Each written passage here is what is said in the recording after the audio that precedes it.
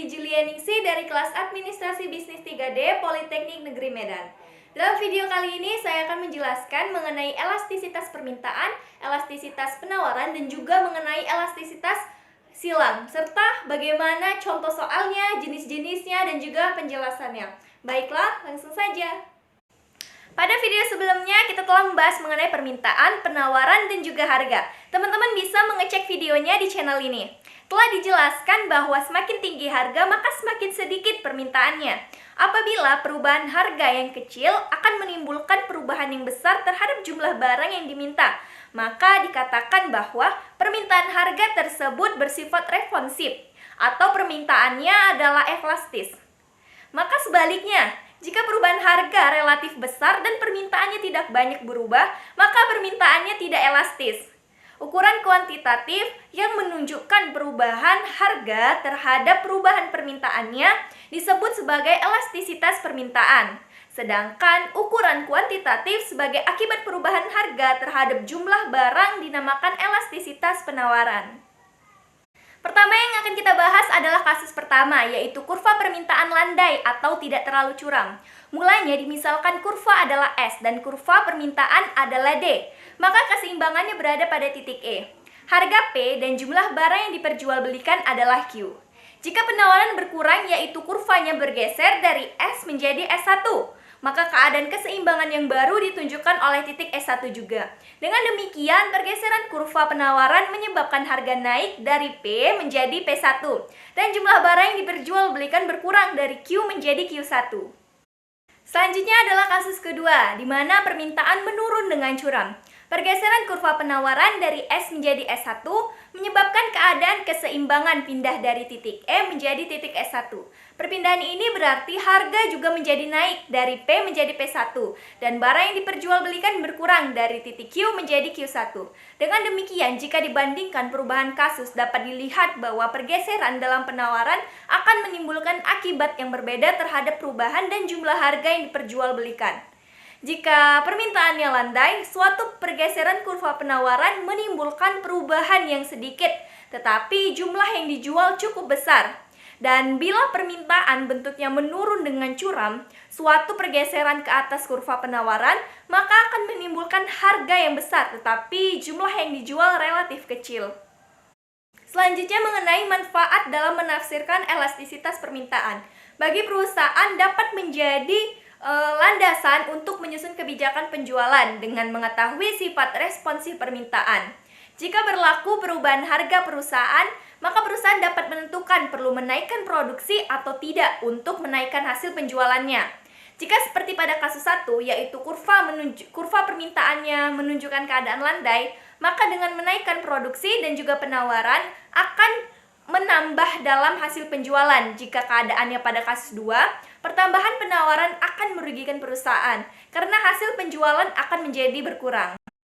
Selanjutnya, manfaat untuk pemerintah adalah dapat dijadikan alat untuk meramalkan kesuksesan dari kebijakan ekonomi yang akan dilaksanakan.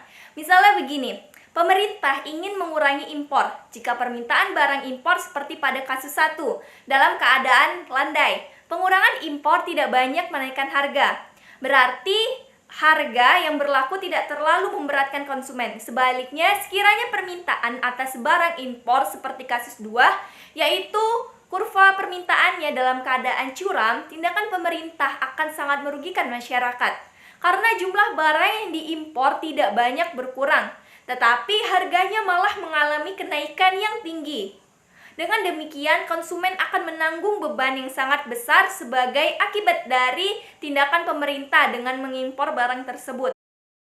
Selanjutnya adalah pembahasan mengenai koefisien elastisitas permintaan harga atau elastisitas permintaan. Koefisien elastisitas permintaan adalah nilai perbandingan antara presentase perubahan jumlah yang diminta dengan presentase perubahan harga. Rumus menghitungnya adalah ED sama dengan presentasi perubahan jumlah barang yang diminta dibagi dengan presentasi perubahan harga. Namun, jika harga berubah dari P menjadi P1 dan jumlah barang yang diminta berubah dari Q menjadi Q1, maka rumus yang digunakan adalah ED sama dengan Q1 dikurang Q per Q dibagi dengan P1 dikurang P per P. di mana D itu adalah demand, yaitu permintaan, Q adalah jumlah barang yang diminta, dan P adalah harga. Contoh soal adalah pada kasus harga menurun. Misal didapati bahwa harga beras adalah 4.000 sekilonya dan jumlah beras yang diminta adalah 10.000 kilo. Dan pada waktu harga Rp3.000 sekilo, jumlah beras yang dibeli adalah 15.000 kilo. Maka tentukan nilai koefisien elastisitas yang diperoleh. Maka kita akan menggunakan rumus yang kedua, yaitu dengan mengurangkan harga Q1 dan Q, yaitu 15.000 dikurang dengan 10.000 per 10.000 dan dibagi dengan P1 dikurang dengan P per P, yaitu 3.000 dikurang 4.000 dibagi dengan Rp4.000. Maka diperoleh hasil yaitu min 2. Nilai negatif disebabkan karena harga dan barang yang diminta mengalami perubahan ke arah berbalikan. Penurunan harga menaikkan permintaan dan juga kenaikan harga menurunkan permintaan. Dalam koefisien elastisitas, negatif itu diabaikan, sehingga nilai elastisitas adalah 2. Perubahan harga sebanyak 1%, maka akan menimbulkan perubahan permintaan sebanyak 2%. Contoh kasus harga meningkat. Misal harga naik dari Rp3.000 menjadi Rp4.000, sehingga permintaan berkurang dari 15.000 kilo menjadi 10.000 kilo. Maka rumus yang digunakan sama, yaitu Q1 dikurang Q per Q, yaitu 10.000 dikurang 15.000 per 15.000, dibagi dengan harga P1 dikurang P per P, yaitu Rp4.000 dikurang Rp3.000 per Rp3.000. Maka diperoleh nilai min 1. Kesimpulannya, kasus pertama dan juga kedua berbeda, meski rumus dan cara perhitungannya adalah sama. Perhitungan akan memperoleh koefisien elastisitas yang berbeda. Ini membuktikan bahwa rumus untuk menghitung koefisien elastisitas itu yang diterangkan kurang memuaskan, maka dibuatlah inovasi rumus baru, yaitu dengan cara perhitungan lain, dengan cara menghitung koefisien elastisitas yang disempurnakan. Contoh dalam menghitung efisiensi elastisitas yang disempurnakan digunakan untuk memperbaiki kelemahan dengan menggunakan nilai titik tengah, yaitu antara sebelum dan sesudahnya. Misalkan begini, harga berubah dari P menjadi P1 dan jumlah barang yang diminta juga mengalami perubahan dari Q menjadi Q1. Berdasarkan kepada prinsip perhitungan ini, rumus yang disempurnakan digunakan untuk mencari koefisien elastisitas berubah, yaitu menjadi ED sama dengan Q1 dikurang Q dibagi dengan Q ditambah Q1 per 2 dibagi dengan P1 dikurang P dibagi dengan P tambah P1 per 2. Contoh kasus harga sebelumnya, yaitu maka diperoleh hasil nilai perhitungan min 1,4. Rumus yang digunakan adalah rumus tengah dan elastisitasnya dinamakan elastisitas R. Selanjutnya pembahasan mengenai kurva permintaan dan elastisitas permintaan. Dalam analisis umum, kurva permintaan digolongkan menjadi golongan elastis dan juga golongan yang tidak elastis. Berdasarkan bentuk dari kurva elastisitas sepanjang kurva permintaan garis lurus, maka koefisien elastisitasnya juga berbeda di berbagai tingkatan harga. Contoh pada tabel gambar di samping. Apabila harga berubah dari 1.000 menjadi 8.000 ditunjukkan pada keadaan 1 dengan koefisien elastisitas 3. Apabila harga berubah dari 800 menjadi 600 ditunjukkan pada keadaan 2 dengan nilai koefisien elastisitas 1,4. Apabila harga juga berubah dari 600 menjadi 400 pada keadaan 3, koefisien elastisitasnya adalah 5/7. Apabila harga berubah dari 400 menjadi 200 itu ditunjukkan pada keadaan 4, maka koefisien elastisitasnya adalah 1/3. Tabel sebelumnya menunjukkan bahwa sepanjang suatu kurva permintaan garis lurus, nilai elastisitas permintaannya berbeda. Hasil perhitungan ini sesuai dengan kurva permintaan, yaitu jelas kelihatan bahwa pada bagian yang lebih tinggi nilai koefisiennya, elastisitas permintaannya adalah lebih besar. Selanjutnya adalah pembahasan mengenai tingkat elastisitas permintaan. Yang pertama adalah tidak elastis sempurna, yaitu jika elastisitasnya adalah 0, maka perubahan harga tidak akan mengubah jumlah barang yang diminta. Tetap saja jumlahnya, walaupun harga mengalami kenaikan atau penurunan kurva permintaan. Koefisien elastisitas yang bernilai 0 bentuknya adalah sejajar dengan sumbu tegak, seperti yang ditunjukkan oleh gambar di samping. Barang yang sifat permintaannya tidak elastis sempurna ialah barang yang memiliki harga murah dan relatif tidak penting seperti ketumbar dan juga merica. Kedua, elastisitas sempurna adalah keadaan di mana koefisien elastisitas permintaannya bernilai tidak terhingga pada suatu harga tertentu, yaitu pasar sanggup membeli semua barang yang ada di pasar, berapapun banyaknya. Barang yang ditawarkan oleh para penjual pada harga tersebut semuanya akan dapat terjual. Kurva permintaan yang koefisien elastisitasnya adalah terhingga berbentuk sejajar dengan sumbu datar. Seperti ini. Barang yang bersifat permintaannya elastis sempurna ialah BBM, yaitu bahan bakar minyak seperti bensin dan juga minyak tanah. Yang ketiga adalah elastisitas uniter, yaitu kurva dengan koefisien elastisitas permintaannya sebesar 1. Permintaan ini terjadi pada berbagai macam barang pada saat tertentu secara kebetulan. Selanjutnya adalah jenis elastisitas permintaan yang tidak elastis. Permintaan ini banyak ada pada barang, yaitu keadaan di mana koefisien elastisitas permintaan tersebut adalah di antara 0 dan 1. Koefisien permintaan mempunyai nilai yang demikian apabila presentasi perubahan harga adalah lebih besar dari presentasi perubahan jumlah barang yang diminta. Suatu barang yang memiliki sifat permintaan inelastis adalah barang-barang kebutuhan pokok, contohnya seperti beras dan jagung. Dan yang terakhir adalah jenis elastisitas permintaan elastis, yaitu kurva menggambarkan apabila harga berubah, maka permintaan akan mengalami perubahan dengan presentasi yang melebihi perubahan harga. Nilai koefisien elastis dari permintaan yang bersifat elastis adalah lebih besar dari 1. Sebuah barang yang sifat permintaannya adalah elastis ialah jenis barang-barang sekunder dan tersier dan termasuk barang mewah, serta barang yang mempunyai substitusi ataupun pengganti. Selanjutnya adalah pembahasan mengenai faktor penentu elastisitas permintaan. Yang pertama adalah banyaknya barang pengganti yang tersedia dalam perekonomian. Terdapat banyak sekali jenis barang yang dapat digantikan dengan barang sejenis lainnya. Jika suatu barang mempunyai banyak barang pengganti, permintaannya akan cenderung bersifat elastis. Sedangkan permintaan terhadap barang yang tidak banyak mempunyai barang pengganti, maka sifatnya adalah tidak elastis. Jadi kesimpulannya adalah semakin banyak jenis barang pengganti terhadap sesuatu barang, maka semakin elastis sifat permintaannya. Contohnya adalah singkong diganti dengan ketela atau sebaliknya. Yang kedua adalah presentasi pendapatan yang dibelanjakan. Besarnya pendapatan yang digunakan untuk membeli barang sangat mempengaruhi elastisitas permintaan terhadap barang tersebut.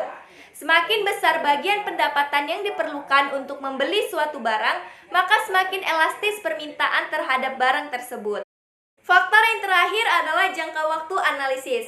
Semakin lama jangka waktu permintaan itu dianalisis, maka semakin elastisitas permintaannya. Suatu barang dalam jangka waktu yang singkat permintaannya bersifat lebih tidak elastis karena perubahan-perubahan yang baru terjadi dalam pasar belum diketahui. Oleh karena itu, para pembeli cenderung untuk meminta barang yang biasa dibelinya walaupun harganya mengalami kenaikan.